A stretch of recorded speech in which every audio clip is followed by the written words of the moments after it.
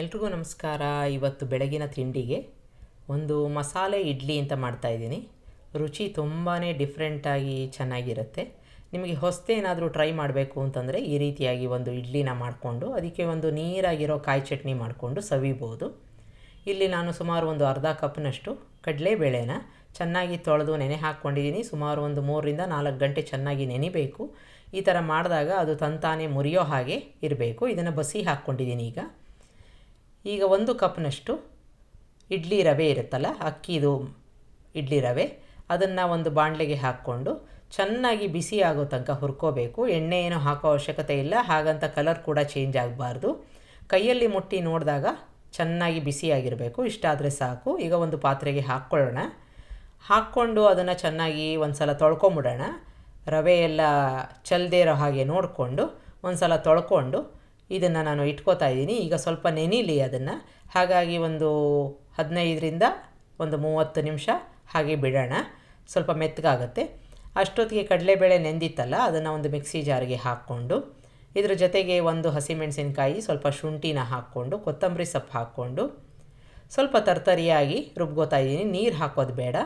ಅಲ್ಲೊಂದಿಲ್ಲೊಂದು ಬೇಳೆ, ಅರ್ಧ ಬೇಳೆ ಇದ್ರೂ ಪರವಾಗಿಲ್ಲ, ತುಂಬ ನುಣ್ಣಿಗೆ ಬೇಡ. ಈ ರೀತಿಯಾಗಿ ಸ್ವಲ್ಪ ತರ್ತರಿಯಾಗಿ ರುಬ್ಕೊಂಡಾಗ ಚೆನ್ನಾಗಿರುತ್ತೆ. ಈಗ ನಮ್ಮ ಅಕ್ಕಿ ತರಿ ಕೂಡ ಚೆನ್ನಾಗಿ ನೆಂದಿದೆ. ಸುಮಾರು ಒಂದು ಅರ್ಧ ಗಂಟೆ ಬಿಟ್ಟಿದ್ದೆ. ಈಗ ಇದಕ್ಕೆ ಈ ರುಬ್ಕೊಂಡಿರೋ ಒಂದು ಮಸಾಲೆನ ಹಾಕ್ಕೋತಾ ಇದ್ದೀನಿ. ಒಂದೇ ಒಂದು ಹಸಿಮೆಣಸಿನ್ಕಾಯಿ ಸಾಕಾಗತ್ತೆ, ಜಾಸ್ತಿ ಖಾರ ಬೇಡ, ಇಡ್ಲಿಗೆ ಹೊಂದೋ ಹಾಗೆ ಇರಬೇಕು.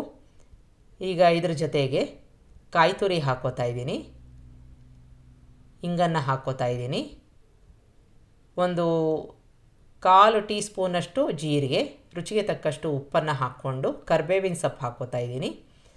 ಇದೆಲ್ಲವನ್ನು ಚೆನ್ನಾಗಿ ಮಿಕ್ಸ್ ಮಾಡ್ಕೊಂಬಿಡೋಣ. ಗಟ್ಟಿ ಆಯಿತು ಅಂತಂದರೆ ನೋಡಿಕೊಂಡು ಇಡ್ಲಿ ಹದಕ್ಕೆ ಬರೋ ಹಾಗೆ ನೀರನ್ನು ಹಾಕ್ಕೋಬೇಕು. ಮುಂಚಿತವಾಗಿ ಹಾಕ್ಕೊಳ್ಳೋದು ಬೇಡ, ತುಂಬ ನೀರಾಗಿಬಿಟ್ರೆ ಚೆನ್ನಾಗಿರಲ್ಲ. ಈಗ ಹದ ಕರೆಕ್ಟಾಗಿದೆ, ಒಂದು ಇಡ್ಲಿ ಹಿಟ್ಟಿನ ಹದಕ್ಕೆ ಬಂದಿದೆ. ಇದನ್ನು ನೀವು ಸ್ಟೀಮ್ ಮಾಡ್ಕೋಬೇಕು, ಹಾಗಾಗಿ ಸ್ಟೀಮರ್ನ ರೆಡಿಯಾಗಿ ಇಟ್ಕೊಳ್ಳೋಣ. ನಾನಿಲ್ಲಿ ದೊನ್ನೆನ ಇಟ್ಕೊಂಡಿದ್ದೀನಿ. ನೀವು ಬೇಕಾದರೆ ಇಡ್ಲಿ ಪ್ಲೇಟ್ ಇರುತ್ತಲ್ಲ, ಅದರಲ್ಲೂ ಕೂಡ ಮಾಡ್ಕೋಬೋದು. ನಾರ್ಮಲಾಗಿ ಇಡ್ಲಿ ಮಾಡ್ಕೋತೀವಲ್ಲ, ಹಾಗೇ ಮಾಡ್ಕೋಬೋದು. ನಾನಿಲ್ಲಿ 2 ದೊನ್ನೆ ಇಟ್ಕೊಂಡು ಅದಕ್ಕೆ ಈ ಮಿಶ್ರಣನ ಹಾಕ್ಕೋತಾ ಇದ್ದೀನಿ. ಸ್ಟೀಮರಲ್ಲಿ ಈಗಾಗಲೇ ನೀರು ಕಾಯ್ತಾ ಇದೆ. ಈ ಥರ ಇಡ್ಲಿ ಪ್ಲೇಟ್ ಇರುತ್ತಲ್ಲ, ಅದರಲ್ಲೂ ನೀವು ಮಾಡ್ಕೋಬೋದು. ಈಗ ಈ ದೊನ್ನೆನ ಇಟ್ಕೊಂಡು ಸುಮಾರು 15 ನಿಮಿಷ ಮೀಡಿಯಮ್ ಉರಿನಲ್ಲಿ ಸ್ಟೀಮ್ ಮಾಡ್ಕೋಬೇಕು. ಚೆನ್ನಾಗಿ ಬೇಯುತ್ತೆ. ಈಗ ಸ್ಟೀಮ್ ಮಾಡ್ಕೊಂಡಿದ್ದಾಗಿದೆ, ಸ್ವಿಚ್ ಆಫ್ ಮಾಡ್ಕೊಂಡಿದ್ದೀನಿ. ಕೆಳಗಡೆ ಇಳಿಸ್ಕೊಳ್ಳೋಣ. ತುಂಬಾ ಬಿಸಿಯಾಗಿರುವಂಥ ಒಂದು ಪರಿಮಳಯುಕ್ತವಾದ ಮಸಾಲೆ ಇಡ್ಲಿ ರೆಡಿಯಾಗಿದೆ. ಇದನ್ನು ನಾವು ಈಗ ಸರ್ವ್ ಮಾಡ್ಬೋದು. ಒಂದು ನೀರು ಚಟ್ನಿ, ಅಂದರೆ ಹೋಟೆಲಲ್ಲಿ ಸಿಗತ್ತಲ್ಲ ನೀರು ಚಟ್ನಿ, ಆ ರೀತಿಯಾಗಿ ಮಾಡಿಕೊಂಡು ಇದಕ್ಕೆ ಸ್ವಲ್ಪ ತುಪ್ಪನ ಹಾಕ್ಕೊಂಡು ಬಿಸಿ ಇರಬೇಕಾದ್ರೆ ಸರ್ವ್ ಮಾಡಿ. ತುಂಬಾ ಚೆನ್ನಾಗಿರುತ್ತೆ. ನಿಮಗೆ ರೆಸಿಪಿ ಇಷ್ಟ ಆದಲ್ಲಿ ಲೈಕ್ ಮಾಡಿ, ಶೇರ್ ಮಾಡಿ, ಕಮೆಂಟ್ ಮಾಡಿ, ನನ್ನ ಚಾನಲ್ಗೆ ಸಬ್ಸ್ಕ್ರೈಬ್ ಮಾಡಿ. ನಮಸ್ಕಾರ.